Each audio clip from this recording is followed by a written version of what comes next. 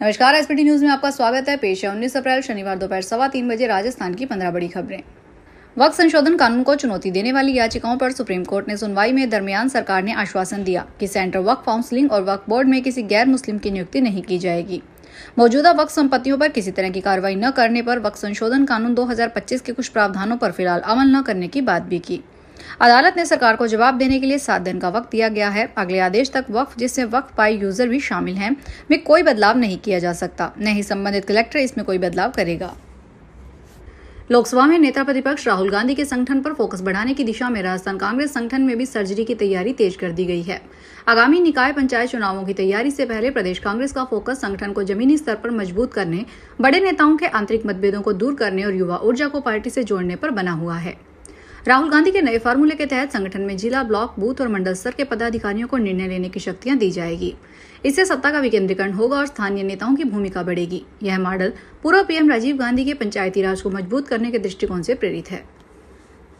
America ने visa से जुड़ी अपनी नीति में एक महत्वपूर्ण बदलाव किया है। जो भी विदेशी नागरिक है 1 जनवरी 2007 के बाद गाजा पट्टी का दौरा कर चुका है, वीजा आवेदन करते समय उसके सोशल मीडिया अकाउंट्स की जांच की जाएगी। यह फैसला अमेरिकी विदेश विभाग ने सचिव मार्को रूबियो के नेतृत्व में किया है। यह नया नियम सभी तरह के वीजा, चाहे वह अप्रवासी हो या गैर अप्रवासी, सब पर लागू किया गया है। इसमें छात्र visa, tourist visa, diplomatic visa और यहां तक कि गैर सरकारी संगठनों में काम करने वाले कर्मचारियों व स्वयं सेवकों के लिए भी यह नीति लागू होगी। राजस्थान के सभी सरकारी स्कूलों में अध्ययनरत विद्यार्थियों की उपस्थिति ऑनलाइन दर्ज की गई है। मुख्यमंत्री शिक्षित राजस्थान अभियान के तहत कक्षा अध्यापक अपनी स्टाफ लॉगिन आईडी से कक्षा का चयन कर सभी विद्यार्थियों की उपस्थिति दर्ज करेंगे। संबंधित कक्षा अध्यापक प्रार्थना सभा के दौरान अनुपस्थित छात्रों को चिन्हित करेंगे, जिससे विद्यार्थियों को रोजाना की उपस्थिति का अंकन सीधे ही शाला दर्पण पोर्टल पर उपस्थिति मॉड्यूल में किया जा सकेगा। अलवर कलेक्टर के निर्देश पर शनिवार सुबह एसडीएम व तहसीलदार सहित जलदाय विभाग के अधिकारी फील्ड में उतरे और पेयजल वितरण सिस्टम को देखा। जहां राइजिंग लाइन से अवैध कनेक्शन मिलने की शिकायत प्राप्त हुई, वहां तुरंत अवैध कनेक्शन को हटाने के निर्देश दिए गए। उपखंड अधिकारियों ने जलदाय विभाग की टीम के साथ अलग अलग वार्डों में पहुंचे। अलवर एसडीएम यथार्थ शेखर भी जलदाय विभाग के अधिकारियों के साथ शहर की कॉलोनी व मोहल्लों में पहुंचे और आम जन से पानी की पूर्ति को लेकर जानकारी ली। राजस्थान के जैसलमेर शहर में शनिवार को district development coordination and monitoring committee की बैठक का आयोजन किया जा रहा है। कलेक्ट्रेट सभागार में इसकी अध्यक्षता केंद्रीय पर्यटन मंत्री गजेंद्र सिंह शेखावत ने की। इस मीटिंग को लेकर अब बाड़मेर जैसलमेर लोकसभा सीट से कांग्रेस सांसद उम्मीदवार बेनीवाल एक बयान सामने आया है, जिसमें उन्होंने जैसलमेर कलेक्टर प्रताप सिंह नथावत और जोधपुर सांसद पर गंभीर आरोप लगाए हैं। साथ ही केंद्रीय कृषि मंत्री शिवराज सिंह चौहान से इस मामले में संज्ञान लेने और बैठक स्थगित करने की मांग की है। राजस्थान में मनरेगा में कार्यरत करीब 7,000 ऐसे कर्मचारी हैं जिन्हें 6 माह से मानदेय नहीं मिला। कारण यह है कि नियम में बदलाव के बाद से सॉफ्टवेयर में इनका मानदेय नहीं बन रहा। इसमें बांसवाड़ा के करीब 250 कार्मिक शामिल हैं।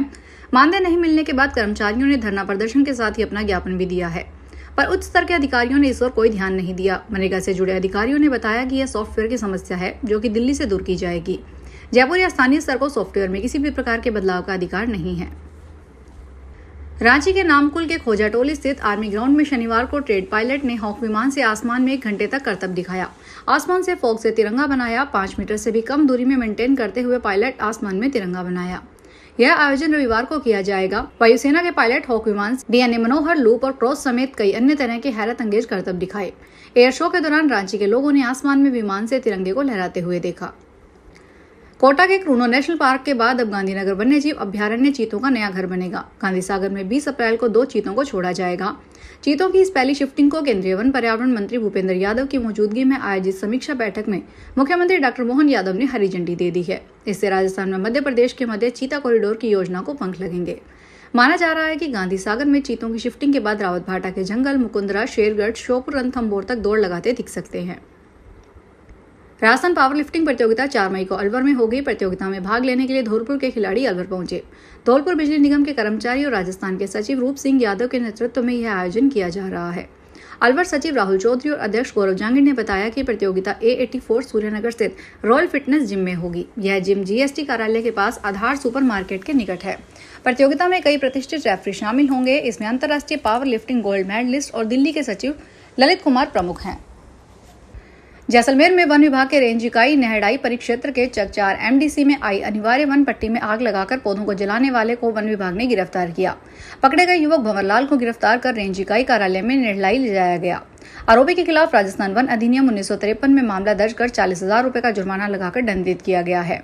क्षेत्रीय वन अधिकारी सुरेश बिश्नोई ने बताया कि लोग अपने निजी स्वार्थ के लिए जंगलों को आग लगा रहे हैं, जो सरासर अपराध है। भारत का फार्मा निर्यात वित्त वर्ष 2025 में $30 बिलियन को पार कर गया। इसमें अमेरिका देश के फार्मा निर्यात 1/3 से अधिक हिस्सा रखने वाला प्रमुख बाजार बना हुआ है।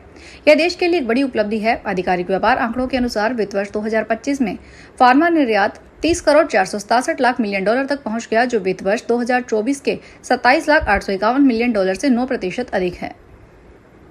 झालावाड़ की अकलेरा नगर पालिका में कार्यरत 71 सफाई कर्मियों को सरकारी मेडिकल योजना का लाभ नहीं मिल रहा है। इन कर्मचारियों के वेतन से हर साल 440 रुपए RGHS कार्ड के लिए काटे जा रहे हैं। पिछले 4-5 सालों में इनके वेतन से नियमित कटौती की जा रही है, लेकिन अकलेरा नगर पालिका से RGHS कार्ड अभी तक एक्टिव नहीं हो पाए हैं। कर्मचारियों ने जिला कलेक्टर और SDM अकलेरा को ज्ञापन सौंपा, लेकिन कोई कार्रवाई नहीं हुई। भवानी मंडी नगर परिषद, झालावाड़ नगर पालिका और झालापाटन में यह सुविधा उपलब्ध है। राज्य सरकार की सरकारी कर्मचारियों, पेंशनरों और संविदा कर्मियों को कैशलेस चिकित्सा सुविधा प्रदान करती है। अखिल भारतीय जांगीड़ ब्राह्मण महासभा ने भगवान विश्वकर्मा की जयंती पर 17 सितंबर को राष्ट्रीय स्तर पर मान्यता दिलाने की दिशा में एक महत्वपूर्ण कदम उठाया है। महासभा ने लोकसभा अध्यक्ष ओम बिरला से अनुरोध किया है कि एक दिन को सरकारी अवकाश के रूप में घोषित किया जाए, ताकि लोग जयंती को धूमधाम से मना सके। महासभा के प्रदेश महामंत्री कैलाश शर्मा ने देश भर में स्थापित होने वाले नए औद्योगिक क्षेत्रों का नाम भगवान विश्वकर्मा के नाम पर रखने की मांग की है। राजस्थान सरकार ने विशेष योग्यजनों के लिए 2 महत्वपूर्ण योजनाएं शुरू की है। मुख्यमंत्री दिव्यांग स्कूटी योजना और इलेक्ट्रिक पावर व्हील चेयर उपकरण सहायता योजना के तहत आवेदन मांगे गए हैं।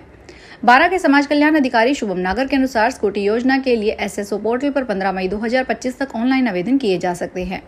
आवेदन में कोई कमी होने पर अंतिम तिथि के 15 दिन के भीतर उसे पूरा किया जा सकता है। इलेक्ट्रिक पावर व्हील चेयर योजना के तहत मांसपेशिया दुर्विकास से पीड़ित लोगों को लगभग 70,000 रुपए की व्हील चेयर दी जाएगी। फिलहाल इस बुलेटिन में इतना ही, फिर हाजिर होंगे बड़ी खबरों के साथ। अगर आप भी अपने आसपास की छोटी बड़ी और महत्वपूर्ण खबरों से अपडेट रहना चाहते हैं तो सब्सक्राइब कीजिए हमारे चैनल SPT न्यूज को और प्रेस कीजिए बेल आइकन पर।